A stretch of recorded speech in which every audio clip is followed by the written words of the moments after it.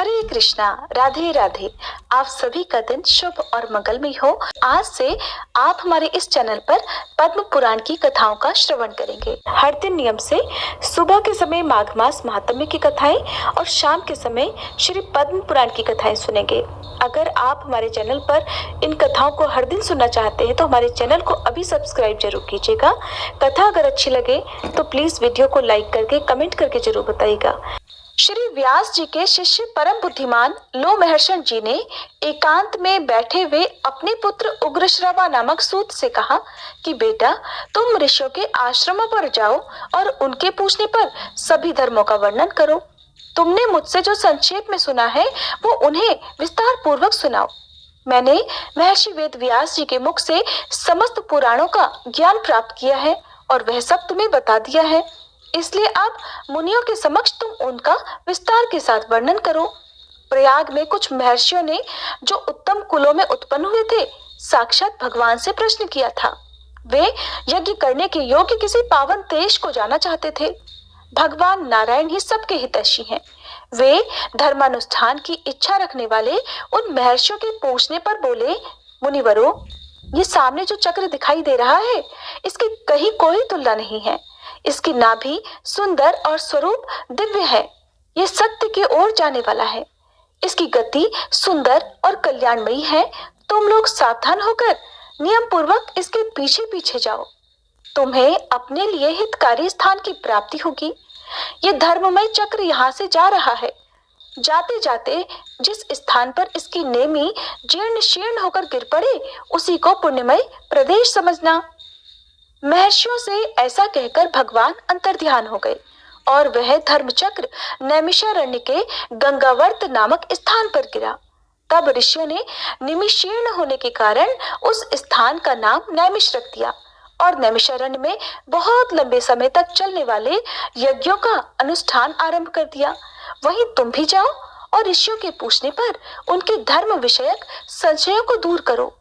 इसके बाद ज्ञानी उग्रश्रवा पिता की आज्ञा मानकर उन मुनीश्वरों के पास गए और उनके चरण पकड़कर हाथ जोड़कर उन्हें प्रणाम किया। सूत जी बड़े बुद्धिमान थे।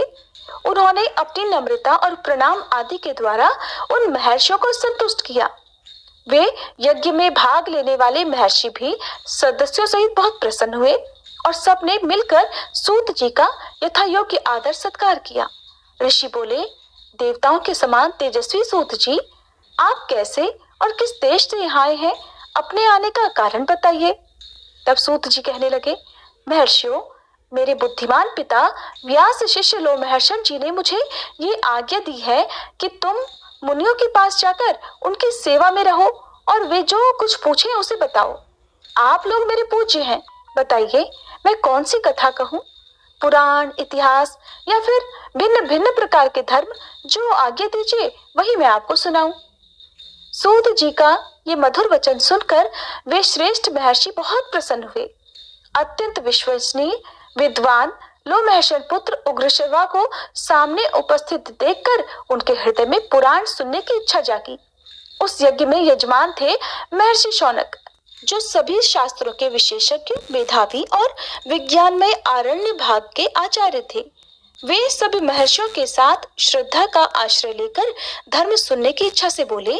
शौनक जी ने कहा, महाबुद्धिमान सूत जी, आपने इतिहास और पुराणों का ज्ञान प्राप्त करने के लिए ब्रह्म ज्ञानियों में श्रेष्ठ भगवान व्यास जी की भलीभांति आराधना की है।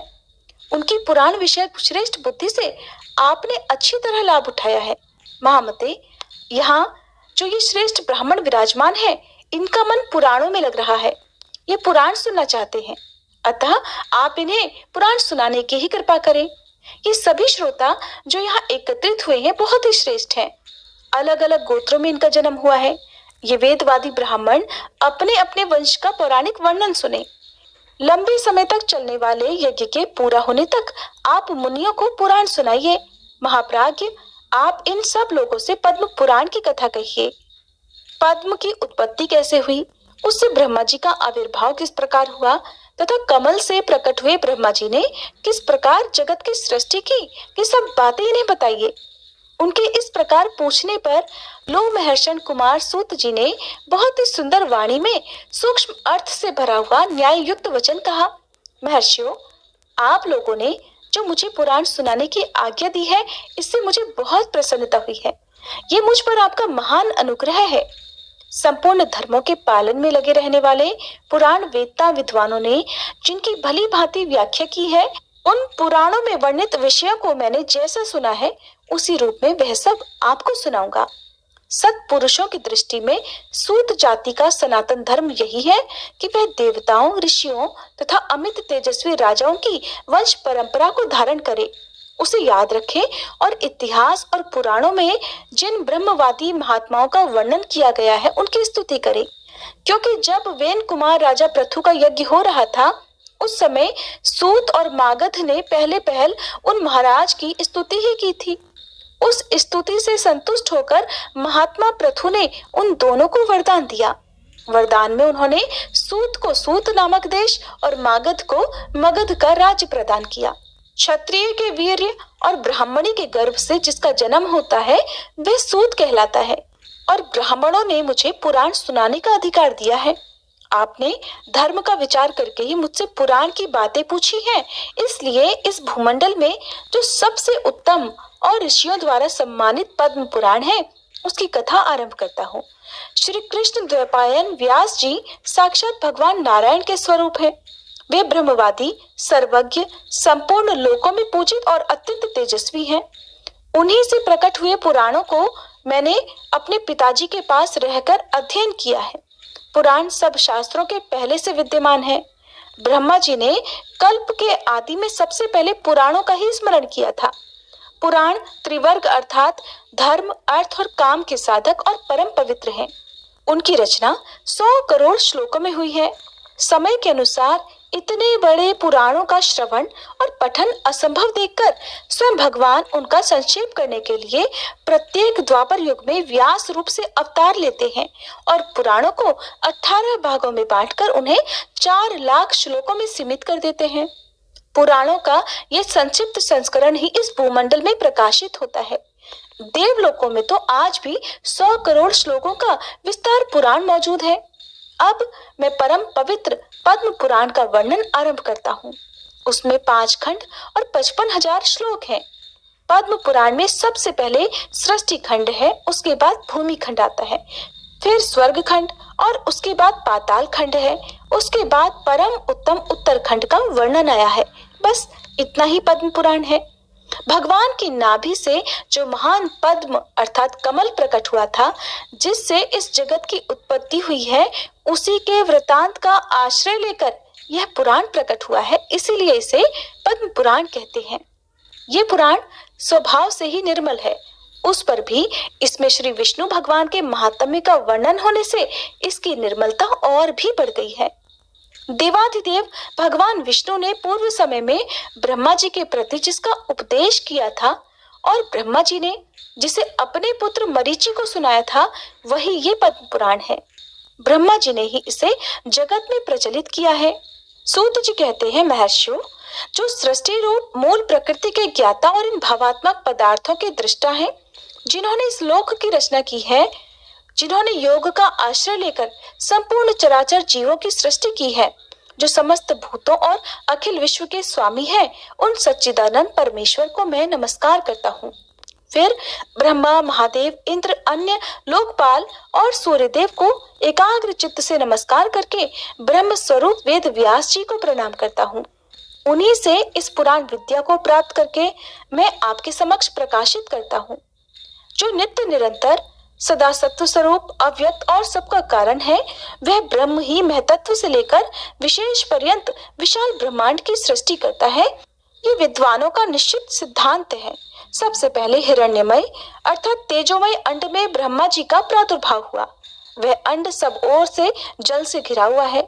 जल के बाहर तेज का घेरा और तेज के बाहर वायु का आवरण है अर्थात वायु से घिरा हुआ है। वायु आकाश से और आकाश भूत आदि अर्थात तामस अहंकार से घिरा हुआ है। अहंकार को महतत्व ने घेर रखा है और महतत्व अव्यक्त मूल प्रकृति से घिरा हुआ है। उक्त अंड को ही संपूर्ण लोकों की उत्पत्ति का आश्रय बताया गया है। इसके सिवा इस पुराण में नदियों और पर्वतों की उत्पत्ति का बार बार वर्णन हुआ है। मनवंतरों और कल्पों का भी संक्षेप में वर्णन है। पूर्व समय में ब्रह्मा जी ने महात्मा पुलत्स्य को इस पुराण का उपदेश दिया था। फिर पुलत्स्य ने इसे गंगा द्वार अर्थात हरिद्वार में भीष्म जी को सुनाया था। इस पुराण का पठन, श्रवण और विशेषतः स्मरण धन, यश और आयु को बढ़ाने वाला और संपूर्ण पापों का नाश करने वाला है। जो द्विज अंगों और उपनिषदों सहित 4 वेदों का ज्ञान रखता है, उसकी अपेक्षा वह अधिक विद्वान है जो केवल इस पुराण का ज्ञाता है।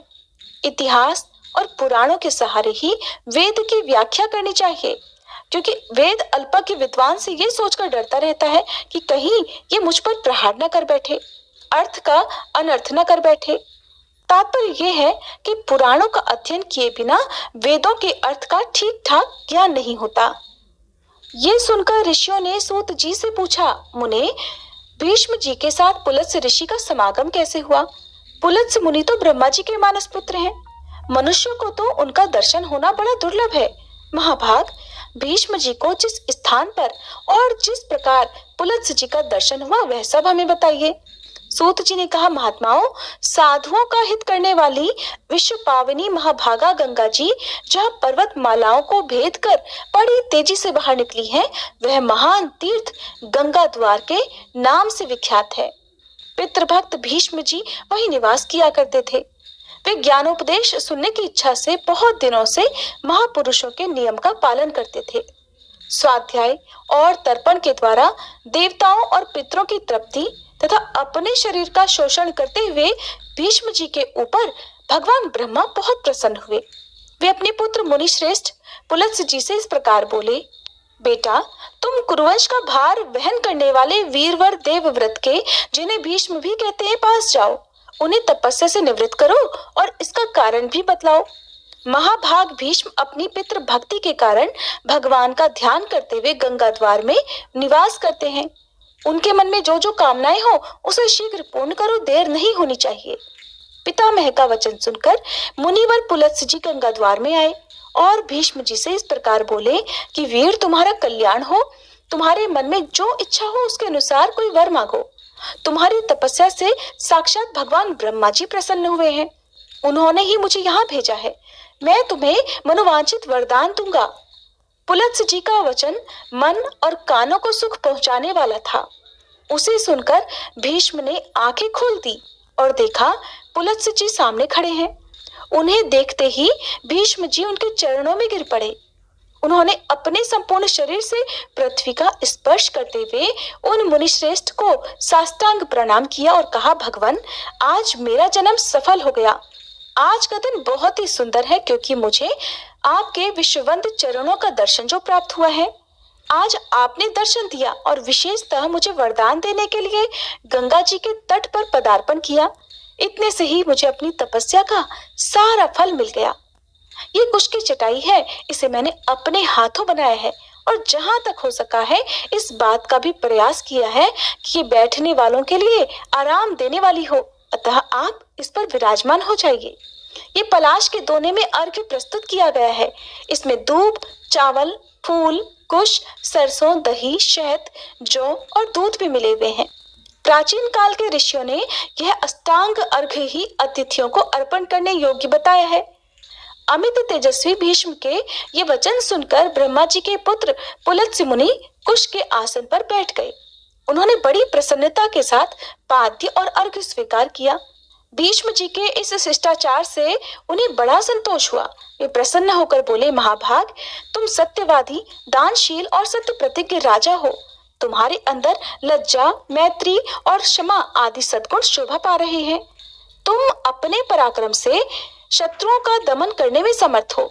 साथ ही धर्मज्ञ, कृतज्ञ, दयालु, मधुरभाषी, सम्मान के योग्य पुरुषों को सम्मान देने वाले, विद्वान, ब्राह्मण भक्त और साधुओं पर स्नेह रखने वाले हो। वत्स, तुम प्रणाम पूर्वक मेरी शरण में आए हो, अतः मैं तुम पर बहुत प्रसन्न हूँ। तुम जो चाहे पूछो, मैं तुम्हारे प्रत्येक प्रश्न का उत्तर दूंगा। तब भीष्म जी ने कहा, भगवान, पूर्व समय में भगवान ब्रह्मा जी ने किस स्थान पर रहकर देवताओं आदि की सृष्टि की थी, ये मुझे बताइए। उन महात्माओं ने कैसे ऋषियों तथा देवताओं को उत्पन्न किया, कैसे पृथ्वी बनाई, किस प्रकार आकाश की रचना की और किस प्रकार इन समुद्रों को प्रकट किया, भयंकर पर्वत, वन और नगर कैसे बनाए, मुनियों, प्रजापतियों, श्रेष्ठ सप्तऋषियों और भिन्न भिन्न वर्णों को, वायु को, गंधर्वों, यक्षों, राक्षसों, तीर्थों, नदियों, सूर्य आदि ग्रहों तथा तारों को भगवान ब्रह्मा ने किस प्रकार उत्पन्न किया, इन सब बातों का वर्णन कीजिए। हरे कृष्णा। तब पुलस्त्य जी ने भीष्म जी के सामने जिस प्रकार वर्णन किया उसका वृतांत आप सभी अगले अध्याय में जरूर सुनिएगा। आज के इस वीडियो को अंत तक सुनने के लिए आप सभी का बहुत बहुत धन्यवाद। श्री कृष्ण गोविंद हरे मुरारी, हे नाथ नारायण वासुदेवा। अगर आपको आज की कथा अच्छी लगी हो तो लाइक करना ना भूलें। साथ में कमेंट बॉक्स में राधे राधे लिखें।